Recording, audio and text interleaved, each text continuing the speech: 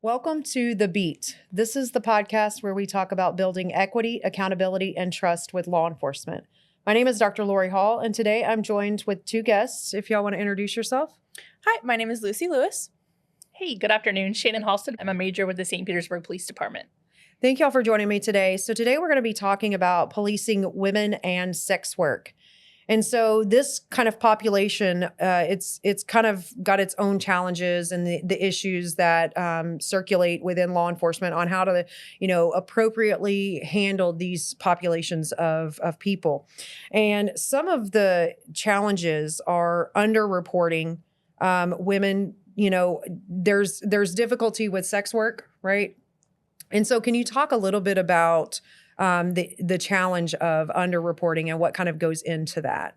Sure. So I guess I would just really start with my background a little bit and share with you why my perspective is what it is. Again, Shannon Halsted with the St. Petersburg Police Department. I've been with the department just over 24 years. My passion is in investigations. I've worked all throughout the organization in both operational and administrative spots, but I've landed back in investigation since October of 2023. And I will tell you, in the last 24 years, I would tell you that there are more resources, governmental organizations and resources available now than there was 24 years ago when I first started. Do I think that underreporting is still an issue? Absolutely. I think underreporting is still an issue. I think, unfortunately, it's the nature of some of those different crime types. But I do feel good that as a law enforcement agency in the Tampa Bay area, there are tons of partnerships and collaboration that have helped us reach victims or survivors. We like to call them survivors now instead of victims, that we would not have reached 10 years prior. Yeah. And so when we talk about underreporting, what we're really talking about is, with regard to sex workers, right? So not reporting their victimizations or when they've become a victim of a crime to law enforcement for fear of, that they'll be found out that they're a sex worker, or that the law enforcement won't take them seriously, or that they just don't want to engage with the criminal justice process. So all of these kind of things is what we're talking about with regard to underreporting. And when we talk about women who are victims of crime, maybe it's not necessarily they're a sex worker, but they're a victim. A lot of times these women feel like maybe they won't be taken seriously, or that's not going to solve their problem, right? They're dealing with domestic violence or whatever. So that's kind of what we're talking about with underreporting. Again, wanted to just share my perspective on it because I do think it's different than the typical police officer. And the reason I say that is because I worked in a uniform capacity, and then I worked several years undercover in a plainclothes capacity. And then now back in the investigative services division, I'm again in plainclothes, more professional than I was working undercover in narcotics and vice type cases then. But I do, yes, underreporting is an issue, but I do feel like because of those different experiences I've had throughout the organization, we are capturing more survivors, more victims, again, than we were previously. So you're saying that the issue is kind of like getting better in terms of more women and sex workers are feeling like they can speak up and ask, report crimes, report things that have happened to them. So they're feeling a little bit more, I guess, comfortable coming forward. And I think that's because of when you look at the numbers of women in law enforcement now compared to 20 years ago. I pulled some of the St. Pete numbers prior to coming in today, and our agency right now is at a 20-80 split. 20% of the department is women, 80% are men. When you look at national averages, about 12% of agencies are female women police officers. In the state of Florida, the number is a little bit higher. It's 16%. I think we have worked with different populations of victims, survivors who are more willing to tell their story or to share when a crime has happened or something, if they have been the victim of something, especially if it's a violent, forcible felony type crime, with someone who looks like them or that they can relate to. So is that a soft skill that's important that we are teaching new police officers all the time? Yes, especially the young officers, because of, I think, some of the younger officers are more comfortable with technology, which is an amazing thing, but not always as comfortable with building rapport with someone who's telling a hard story. And some of those stories are really hard to tell and hard to hear. Yeah. And you bring up a really good point. Representation is extremely important, especially when we talk about law enforcement. And historically, like you mentioned, law enforcement has been a male dominated occupation. And so women really, there was like that barrier. It was, very frightening to be victimized by a man and then have to report to a man that you were victimized, right? And so that was a challenge. And so because the force is becoming more diverse with women, then by default, it would increase or improve the reportability of these things, especially among sex workers and among women. I want to ask your thoughts about, you have a very long background in law enforcement as well as working with women in sex work. You said Vice. What are your thoughts about legalization of sex work? Ooh, that's a hard question. That's almost like the legalization of marijuana type question. My problem with it is that it's so intertwined in other crimes. My experience is not that we have officers running around arresting people for just that offense. Do we have prostitution operations occasionally? Yes. Normally at the request of neighbors or a neighborhood association or a specific area where it's an issue. Even when we talk about technology and prostitution, the changes in the last 10 or 15 years of us, seeing and meeting prostitutes on the street versus all of the online pages now. Yeah. It's a totally different circumstance now than it was 10 years ago. More closed door. Absolutely. Yeah. Absolutely. Yeah. So there's a lot of people that do advocate for legalization, and they make claims like, oh, if we legalize it, it'll become safer and they will feel like they can report. Or if we legalize it, then there will be spaces that they're able to utilize for this. But that's challenging, right? Because when we think about or talk about sex trafficking, for example, right, we don't want to legalize this practice, right, where these women are being exploited and forced into prostitution or other forms of sex work. And so it's really a complex topic, especially as you mentioned, there's a lot of there's drug use that's often bound up in this, and theft that's bound up in this. And you see domestic violence bound up in this. And so there's a lot of things that are built into this. And if we, legalize sex work, right, what are we going to do about addressing the other things, and then how much of that plays into that? And so I do think that it's a really big challenge. I think it's easy for people to say, oh, just legalize it and all of the problems will go away. But it's not that clear cut. No, I think you did a great job articulating exactly what my concerns are, and you nailed it as far as the drug use, the domestic violence that goes with it, the theft. It's all those other intertwined problems. And I know Chief Holloway has probably been here several times and talked about all of the different resources that are available through our call team, Community and Life Liaison, through Gulf Coast Jewish Family Services. The bottom line is people have to want that help. And some of the women that we come into contact with are not in a place yet where they're willing and ready to accept that help. And that makes it even more challenging. Yeah. If someone is genuinely ready to take that step, I do feel confident in saying that we have plenty of resources to direct them to, or to partner with them to get them turned the right direction. Yeah. And I think that's a good point too, is, we do have resources out in the community, not just in St. Pete, but nationally, globally, right? There are resources that are available. And I think the biggest hurdle that I think the general public doesn't see is that law enforcement, can only do so much. Right. You can lead a horse to water, but you can't make them drink. Right. So you can provide these resources to these victims, right? These individuals that are working in sex work or that are victimized in some capacity. But unless they're ready and willing and able to take that next step, which it's fearful for them. Right. And I get that. Right.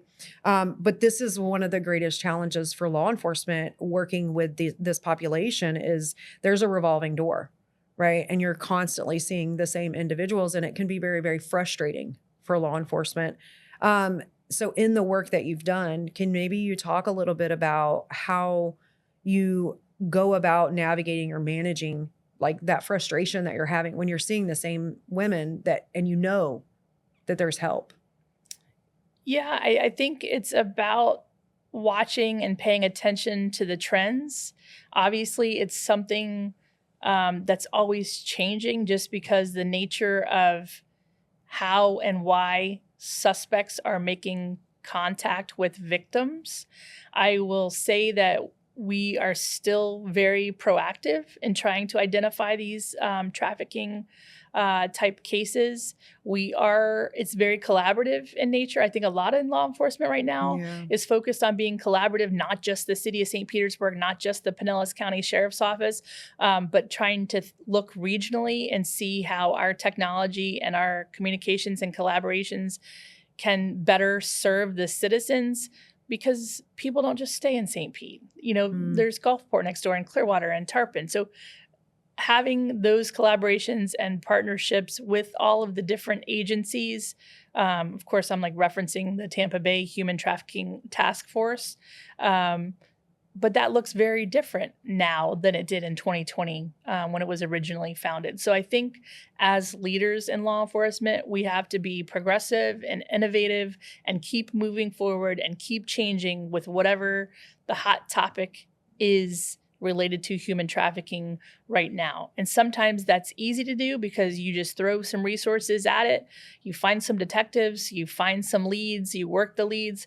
And then other times you run out of detectives and you run out of resources. And then it's really triaging and prioritizing, what do we need to work on right now versus what can we put on the back burner and then come back to later on. So I think it's constant evaluation of looking at all of that and then making the best decision you can, and how do you make an impact. So these women, we're talking about them going to find resources when they're ready. Are these resources more for before they get arrested or after they get arrested? And then to just add on to that, are they more likely to go before or after they get arrested to these resources? Like, does it push them more after they get arrested to look for these things? Yeah, so great question. I appreciate the question. And I think you will see that for years and years, law enforcement executives struggled with being proactive versus being reactive. So to me, that's kind of the basis of your question.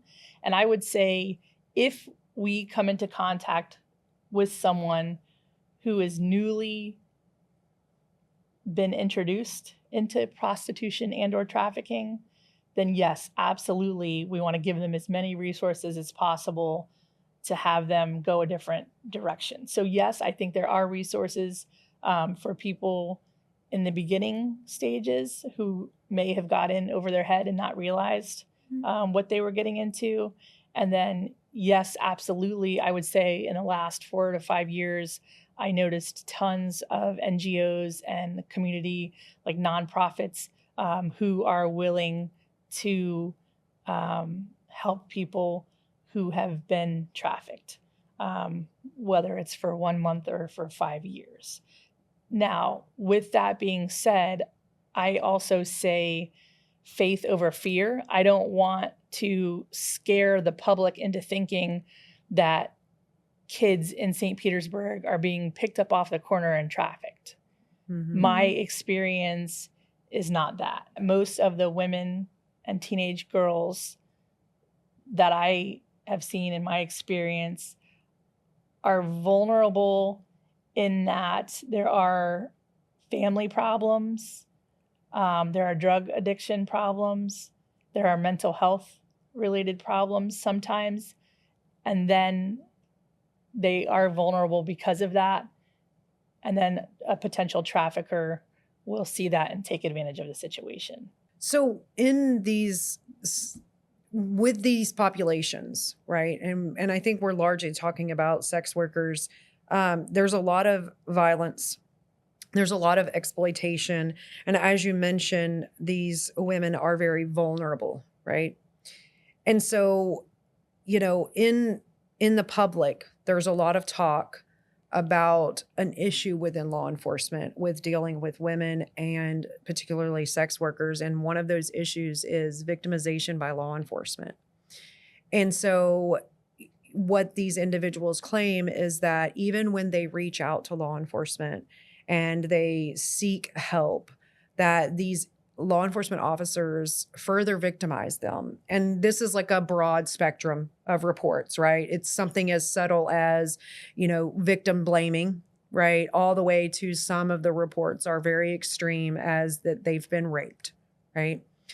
So when you think about the work that you've done throughout your career and your experiences, what is your response when you hear these things?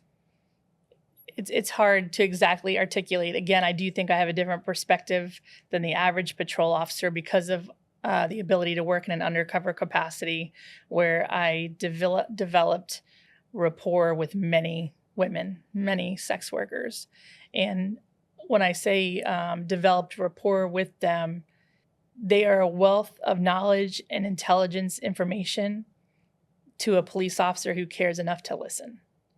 Mm-hmm. Do I think that every single police officer has the skill set and ability to listen to what that person is saying? No. Do I think it comes with experience? Yes. So do I understand why sex workers have reported being victims of law enforcement? Yes.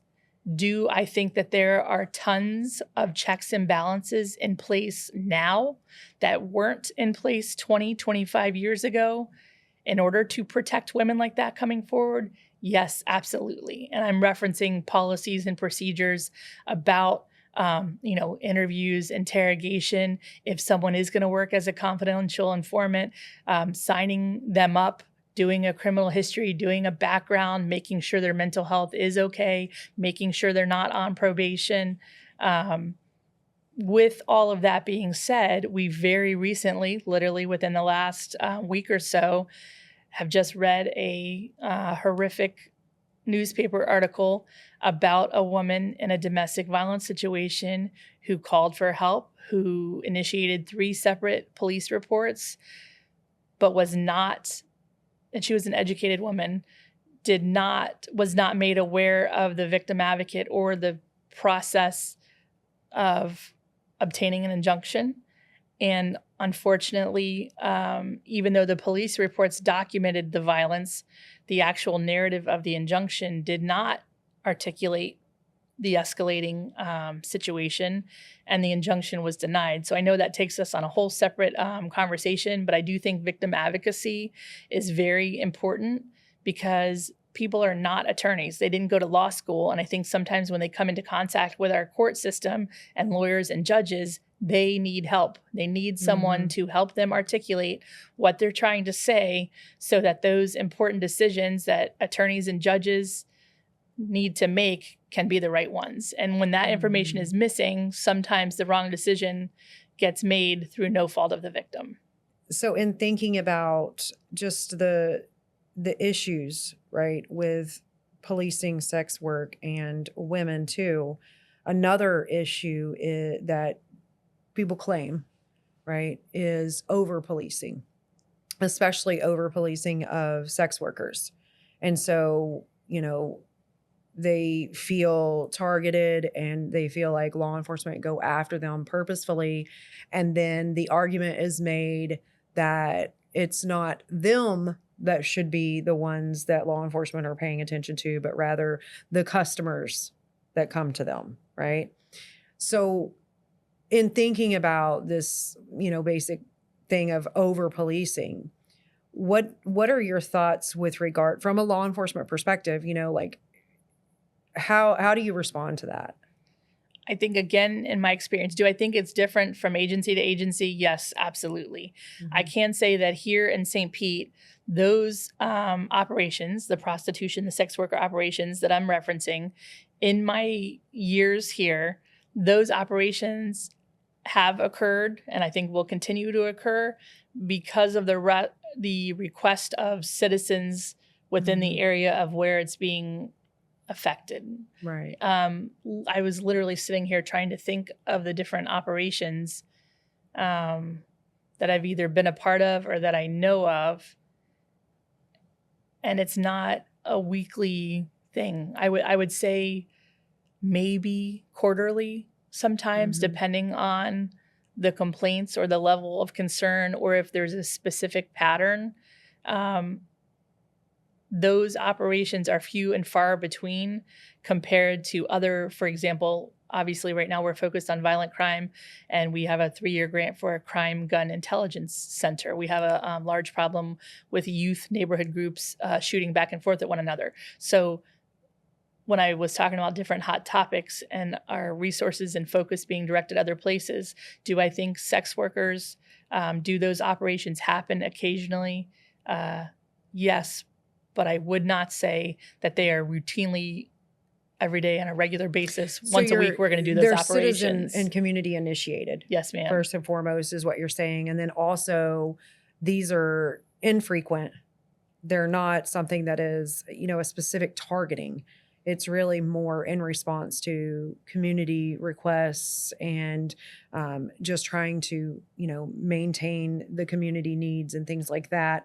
And I think there's a bit of sensationalization from the media that comes into play, especially when we start looking at larger metropolitan areas like Las Vegas, for example, right? Or LA, in thinking about some of the challenges and issues with policing women in sex work. What would you say is the greatest challenge for law enforcement in policing these populations? Because it's ever changing and evolving, I think as a law enforcement executive, we have to continue to do a better job in training our younger officers. When you look at the demographics of our agency, we are very young. We're a very young agency in that there are, I wish I knew the percentage off the top of my head, but a significant portion of the patrol officers have less than 10 years experience. So I think when you are dealing with such a young agency, the more training and experience you can provide for them, the better service they're going to give the community. And I think that this is one of the areas, sex workers, interviews and interrogations, I think making them aware of the different issues with sex workers and those type of investigations will help them when they do come into contact with sex workers, make better decisions about how they should proceed. I mean, I think another hot topic is discretion in law enforcement. I think it's important. Of course, we want transparency. Of course, we want accountability. I think we've obviously come a long way with body cameras and everything else. But what I'm thinking of in my mind is say a sex worker does come into contact with a uniformed patrol officer on the street and says, hey, I have some important information to tell you about this homicide that happened 2 blocks over, but I don't want to be recorded. That officer having the maturity and experience to discern, well, should I turn my body camera off right now?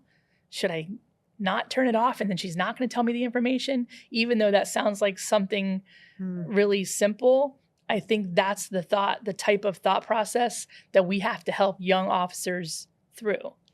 If you have another officer standing there with you, then by all means, turn the camera off and take whatever the information is. You may not have another opportunity to get whatever information she's willing to share. And it's been my experience over the years that sometimes that information is really important. And just because they're a sex worker doesn't mean they're not a good person and they're trying to do the right thing. And I think that is crucial to reducing the stigma around sex work and law enforcement working with that population of people and being able to kind of collaborate, as you say. I think that's important. And if I was in that scenario that you mentioned, I'm thinking what would I do, right? Because I can think about, right, if you're from that law enforcement officer's perspective, if he's alone, what if I turn my camera off and then she claims something happened? Absolutely. Right? And that's valid. Right. Absolutely. And she may not have any negative intentions, right? But if you neglect doing that, then you might have lost. And so that's a really, and that's also highlights the importance of discretion, right? The being able to make those decisions. Well, thank y'all for joining me today. I really appreciated it. This is The Beat. This is the podcast where we talk about building equity, accountability, and trust with law enforcement.